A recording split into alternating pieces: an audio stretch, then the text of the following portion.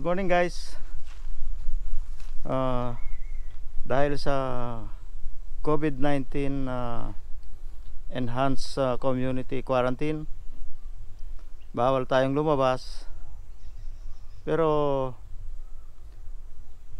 ito ngayon i-demo ko sa inyo kung paano yung paggawa ng sisig sa pamamagitan ng pagkuha ng, gagamitin natin yung pinakabusil, no? Pinakabusil ng saging.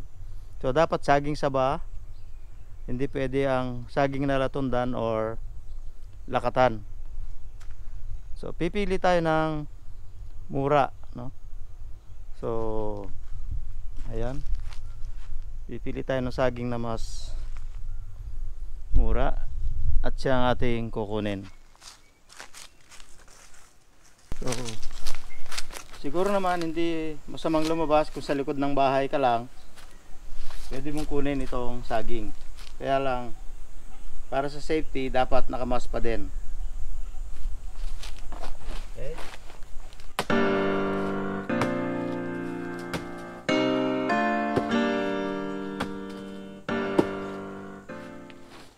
Dapat lang kukunin yung mura na hindi pa nagpupuso. So hindi pa namumunga.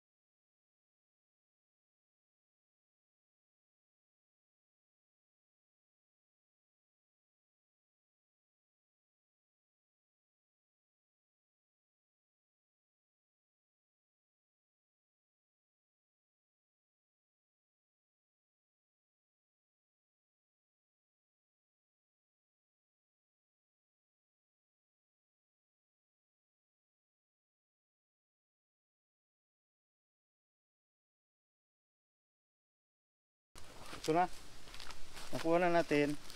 Dapat yung malambot na bumabaon yung kuko. Okay, tara, gagayatin na natin. Okay, pwede na. So eto, kahit wala tayong mask kasi nasa loob na tayo ng bahay, ganito lang gagayatin natin.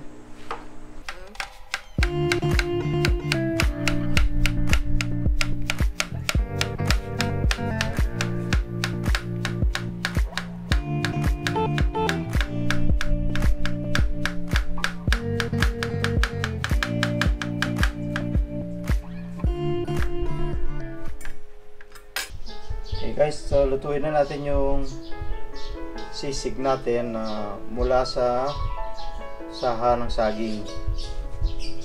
Then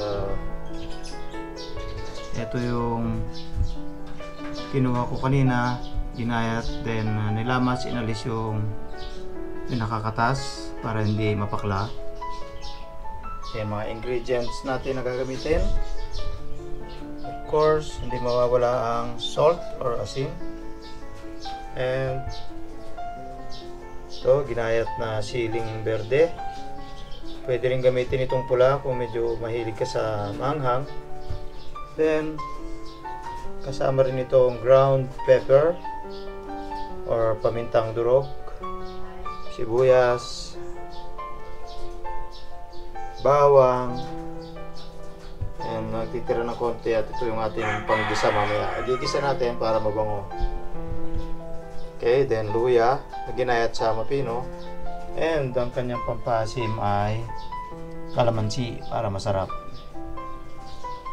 Okay, so ang gagawin, Itong lahat ng ito ay ihahalo dito sa ating pinaka main ingredient na busal ng saging, or sa Tagalog ay busil, no? Ang iba tawag nga dyan fluorescent. So mix na natin ang ground pepper and itong ating onion,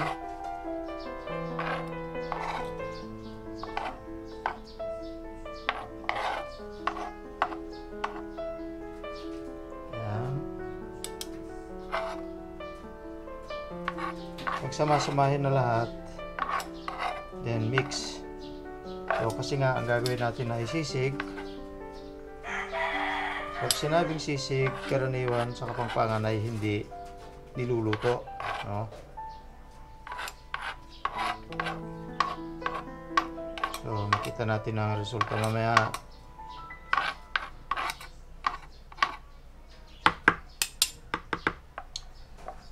Magtira ng bawang at sibuyas na panggisa.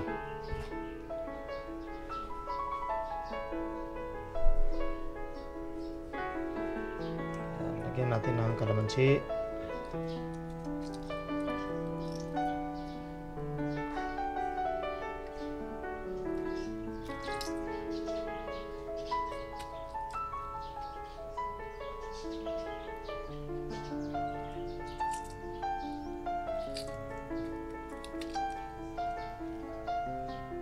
Okay.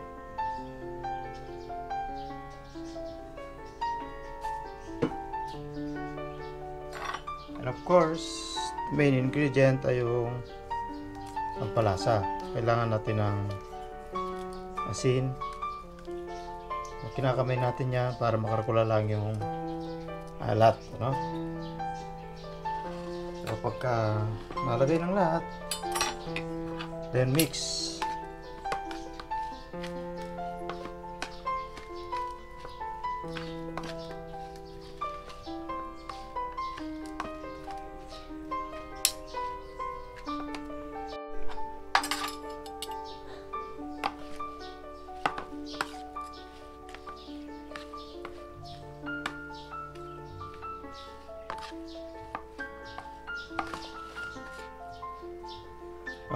Okay.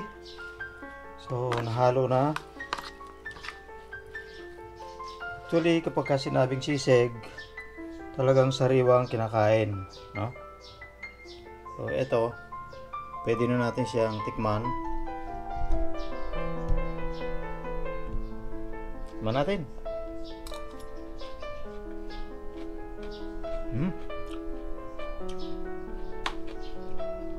Tama lang asim at ang asin, alat.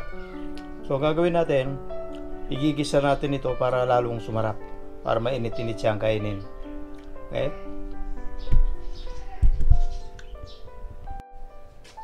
Okay guys, so igigisa na natin. Nagtira tayo kaninang bawang at saka konting sibuyas.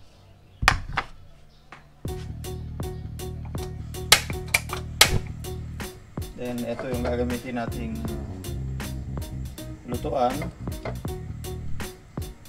na lagyan natin ng mantika.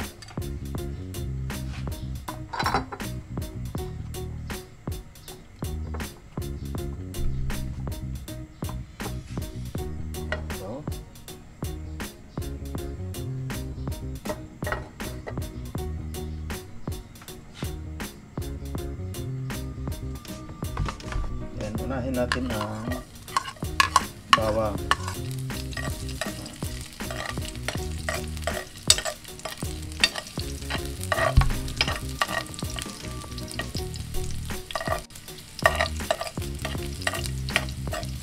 Hintayin natin na medyo magkulay brown, o yung tinatawag na canela, ano?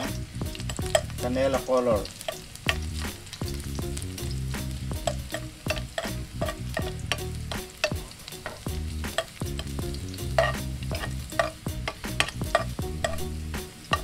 kailangan medyo from white to brownish para mabango yung ginisa natin. Okay, so lagay na natin itong sibuyas.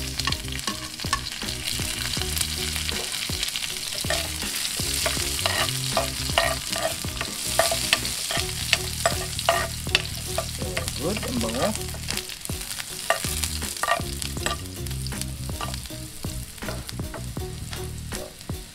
Lagay na natin itong ating sisig.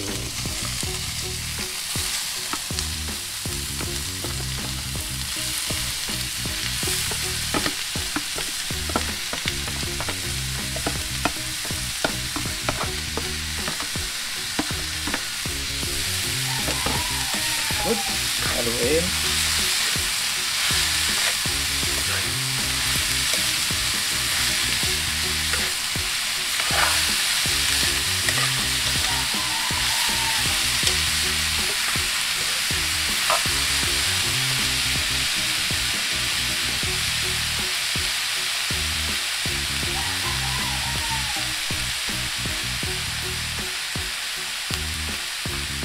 Lagyan natin ng konting tubig para hindi masyadong maigahan. Sarap kasi yan na medyo may konting tubig para malambot. Actually, itong sisig na to nagaling sa fluorescent na tawagin namin, no? Yung gitna ng saging. Mas malambot siya, mas tender kaysa sisig na galing sa puso. Kasi nga ito ay nasa gitna. Ito yung pinaka malambot na parte.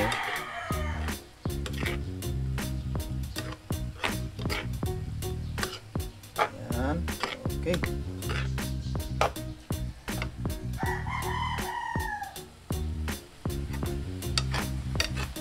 Bango na.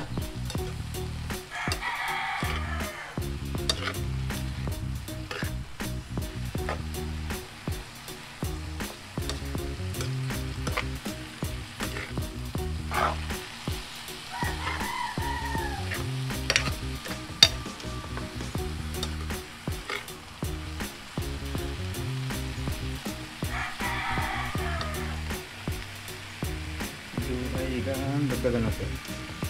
Good.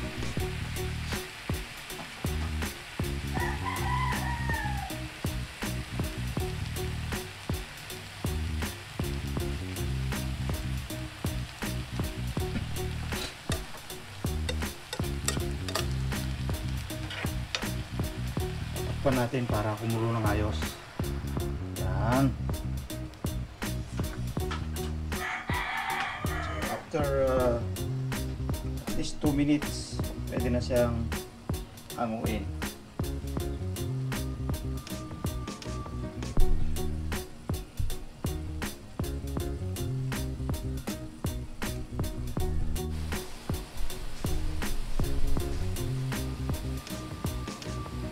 Okay, luto na ito. Pwede na. Tingnan natin.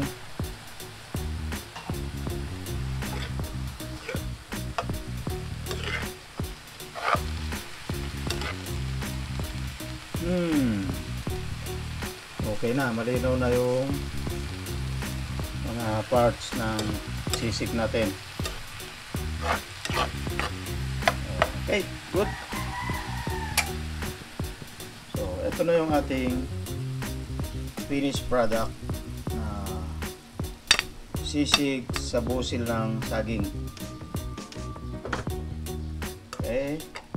So, hindi naman tayo kailangang lumayo, nasa likod lang ng bahay lang naman yung saging. Basta lalabas ka lang naka mask para sigurado na iwas tayo sa COVID-19. So ayan ang ating sisig na busil ng saging. Thank you. Panoorin nyo ulit mga susunod kong videos. Just like, share, comment, and subscribe. And also, para maging notified kayo lagi sa aking mga videos, ring the bell. Pindutin ang bell para maging lagi kayong updated sa mga videos ko.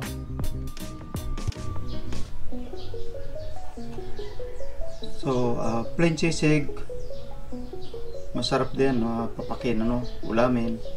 Mas okay kung meron kayong natira sa inyong mga relief goods na saba, sardinas, yung mackerel, wag lang yung pula, ito ay pwede nyong isahog dyan. Nalagyan ko na itong uli, dudurugin lang, ayan parang ito, para lalong mas malasa. Kung hindi ka naman mahilig sa malansang sardinas tulad na rin, huwag nyo nang lagyan. Okay, thank you. Like, comment, share, subscribe, hit the bell.